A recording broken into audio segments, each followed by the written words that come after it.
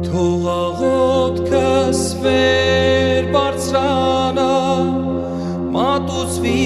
որպես պատարակ, ու փրվի սուրբ ոտքերի տակ, որպես գոհություն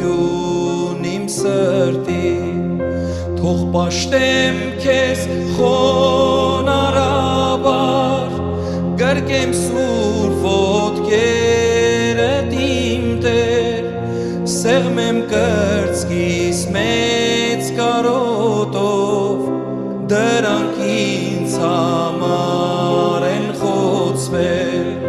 Թող անցնեմ այն ճանապարհով, որ խաչնուսիտ անցար իմ Տեր, սրտի ցավը անտեսել